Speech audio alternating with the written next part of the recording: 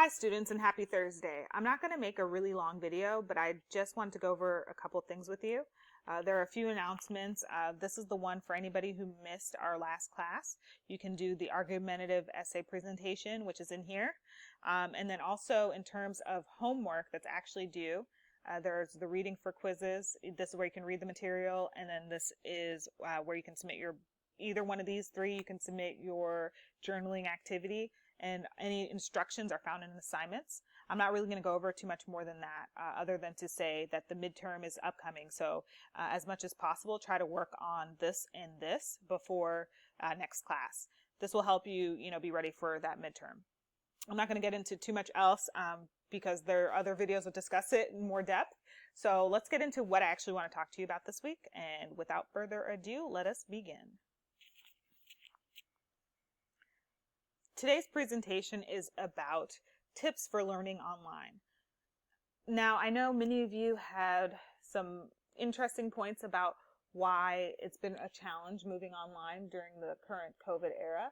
So I wanted to kind of, provide some material that can help you think of this entire thing in a different way, and maybe think of some strategies that might help you get through the semester and other semesters that are online successfully and with a little bit less stress. So without further ado, let's begin. I've said without further ado twice. All right, so here's the problem. We are in a situation with COVID-19 that has changed and will likely to continue to change our lives in the world. Many businesses are talking about moving as many of their processes and jobs online as possible. And among the organizations discussing how to change the way that they are doing business is higher education. Higher education historically has been a face-to-face endeavor, but the fact of the matter is, with COVID and maybe Sharknado 2023 or 2093 in the works, we just never know what's going to happen. And so this idea of what's known as resilient pedagogy has become more and more a part of the conversation that educators are having. It's the idea that we should still have as many students learning and as many school activities related to learning continuing to happen regardless of what's going on in the world. So that's the problem, that's the situation, whatever you want to call it. And the good news is this problem isn't really without an answer for you as a student. As a student, you can think of it this way. You are in an awesome position to learn and to find ways to cope with this entire changing landscape. Because in school, you kind of have like a boot camp feel, like there's an assignment every 15 seconds, right? So this gives you an opportunity to exercise muscles that will make you prepared to navigate this changing landscape, which is likely to change in just about all aspects of life. It's just an unavoidable truth.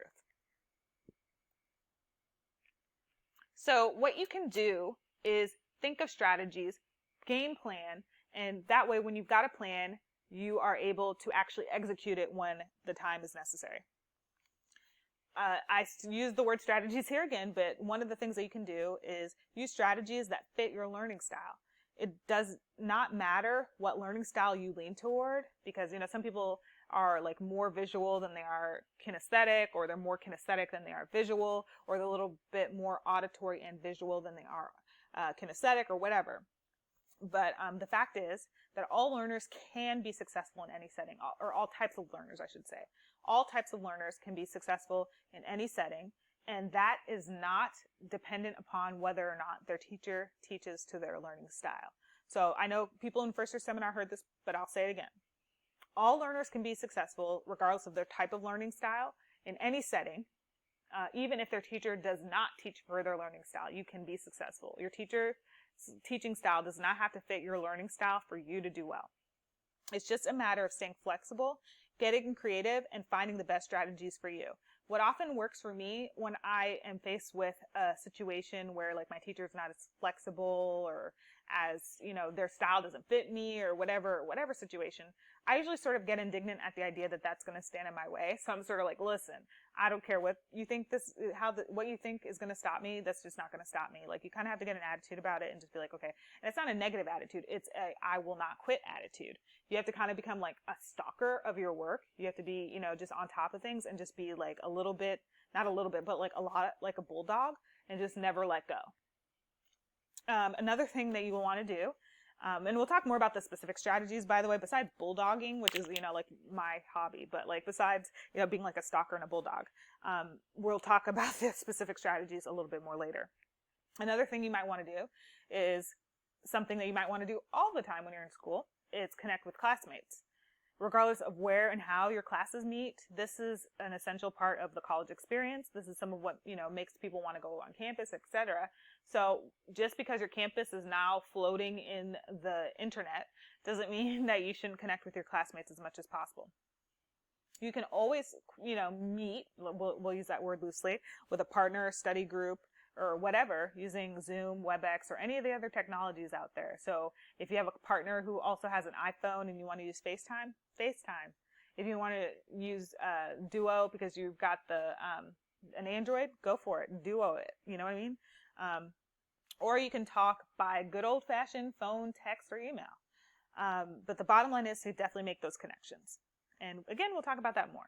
The last thing is you want to make sure to read your syllabus and assignment instructions and any other material that your teacher is floating out there so that you are as prepared and as on top of things as possible. All of this material is made available to you by your instructor so that you can be successful and have what you need to get through the class. So definitely take a look at it as often and as much as possible. And speaking of your teacher, let's talk about office hours. Use office hours. UDC is just like every other school in the known universe in that it asks its professors to keep these handy-dandy things called office hours. Whether you're in person or online, this is a time that you can meet with your teacher or, proverbial quote-unquote drop-in. And this will be a good way to keep track of whether or not your teacher is going to be, readily available. So if you're like, oh, I want to talk to my teacher and I really need to talk to them like today, but when can I do it, and make sure that they're available because I know they're also working from home or whatever. If you look at their office hours, you'll know exactly what time of the day they'll be available to you.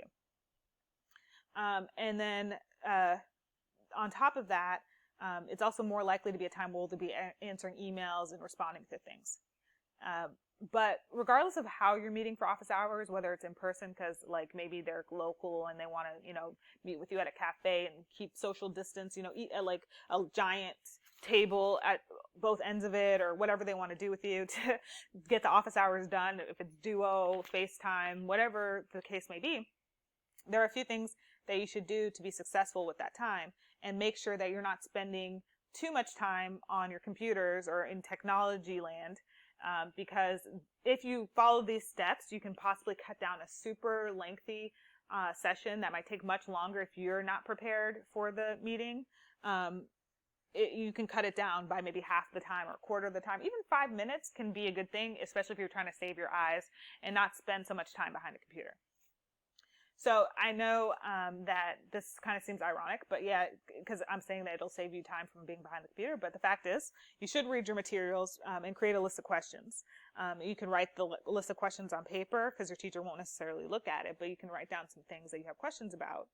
So that way, once you get in there with your teacher, you're able to actually know what it is you want to talk about. The other thing is if your questions show that you've read the material, it's far easier than if you have created a set of questions that mean that the teacher kind of has to be going over material that's already been covered. And a lot of times the stuff that's written in the assignments, if you read that, you'll see it's probably more comprehensive than what the teacher is just telling you off the top of their head.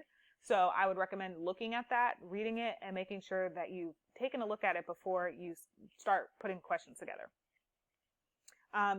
And then the last thing is you want to bring drafts or review items if possible. This is really especially important during those times like midterms and finals and any of those big project periods, because if you have something you want your teacher to take a gander at, it's a good time to do it is during office hours. They can possibly look at it and quickly give you direct one-to-one in-person immediate feedback if you do it during office hours. Having said that, you can still send teachers things by emails, but just keep in mind that like the response time might be a little bit laggier versus if you just, meet them in office hours, get that one-on-one at that time and, nail it and sail it. I don't think anybody else has ever said nail it and sail it like that, but let's make it a thing. Okay. So let's talk about the specific strategies that we had. That was sort of a 3.1 strategy, that one right there. And usually my point ones are probably like pro tips hardcore part 2. So whatever that meant. So for learning styles, first thing to do when you're trying to address your learning styles as an online learner is know how you learn.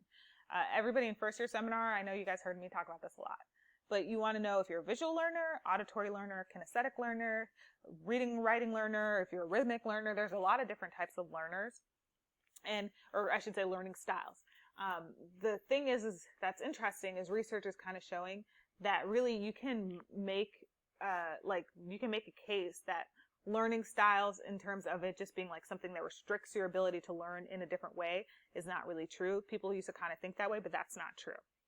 You can learn in any kind of setting. You can learn using any method. You just might have to think about it a little bit differently if you have a particular, preference or bent in the way that you prefer information to be transferred. I know that, for example, I'm a really kinesthetic learner. So even if I'm doing something that is more of an auditory task, I might do something that is, maybe instead of just sitting still and reading something, I might get up and wander around while reading, which is one of the strategies that we're going to talk about next. So now you have to do what works once you know what learning style you have. So if you're visual, you can try highlighting your ebooks or connecting your classes to a bigger screen. So meaning you can use a bigger screen, and in general, I'd say the visual learners are probably most well suited to this online environment because everything is right there. You're using your eyes for the whole thing. But if you put on a bigger thing, that might help you really pay attention or zoom in on things. So you can think about maybe if you have screen casting or whatever capable equipment, you can cast it to your TV or whatever, or hook in a bigger monitor. For auditory, you can read your materials out loud to yourself. You can use the read out loud functions on your ebooks. You can close your eyes during classes and just listen. Whatever it takes for you to, tap into that auditory, or you can, here's another thing. You can stop looking at the screen, turn the computer around, and just write the notes down, by hand. And then if you have a question, of course, you can still ask a question, but ultimately you're not focusing or emphasizing your eyes as much in that process. If you're kinesthetic, you can try standing up, chewing gum, walking while reading. And a lot of times people find that if you are for example, if you're a kinesthetic learner, a lot of times for me, which is what I am, a lot of times if I do one of those activities, instead of feeling as distracted, I actually feel less distracted during an activity. So if I say, okay, I'm going to read a book, but then I walk around while reading that book, I usually retain it more and I'm more able to focus on what it is I'm reading. And if you're a reading, writing learner, you can take the time while someone is saying something, or your teacher is saying something, or your class discussion, instead of just listening and taking notes directly on what the teacher is saying, which could help you. You could also write reflections, and then read them later, or, read them later, or write more later and just expand upon it. One way or another, that you guys are probably another group that would be well suited to online learning. So strategy 2, just going a little bit more into the meeting situation. We talked about this a little bit, but the bottom line is you should be exchanging phone numbers. And this is a great thing that a few of the cohort students have definitely done, and I would recommend any other students out there who have not really hooked up and gotten a group chat going with their classmates. So you don't have to just do it among your cohort. You can also do it with anybody else who's in your class, and take advantage of picking each other's brains. You can use text messaging to have real time response and feedback to each other. So for example, you can say, hey, what time's class? Hey, what's the link for this? And you guys can share that information right away. Bing, bang, bong. It's done. It's gone. And, you've taken care of that. So yeah, messaging is your friend. You can use video chatting systems that you like to meet with classmates or partners. Zoom is something that is free up to 30 minutes. You can do that. WebEx is also available through UDC. I'm not sure if students can set up WebEx meetings directly per se, but I do believe you guys have access to Microsoft Teams, so that may let you do it from there.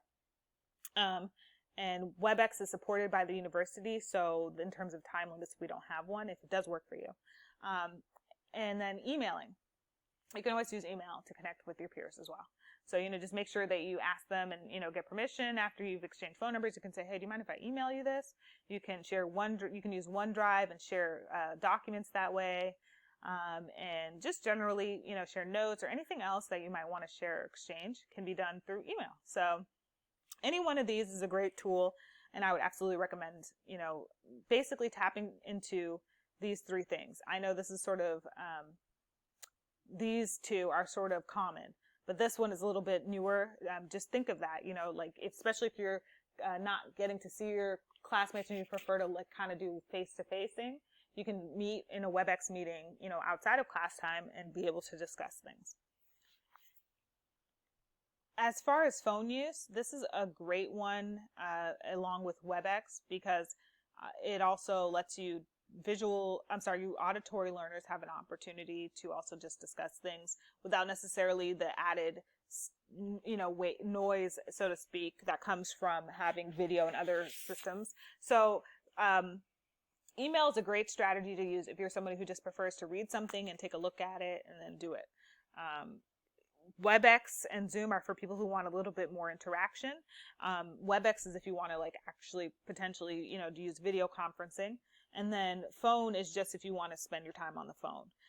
I know that's a very basic explanation, but just think about it also based in terms of your learning style. So if you're a social person and you prefer interpersonal learning, this would be the way to go.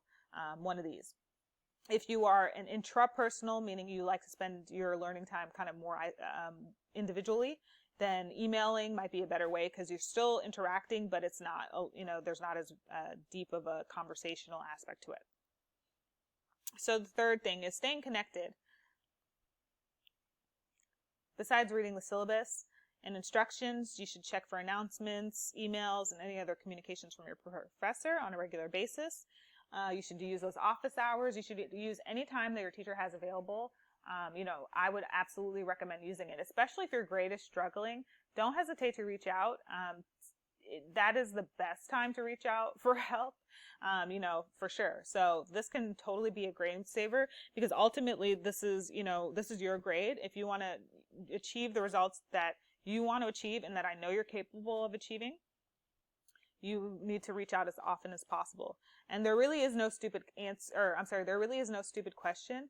The only thing that I would recommend is just not asking questions that have already been answered in the syllabus. If it's something that's for example, what time does class start?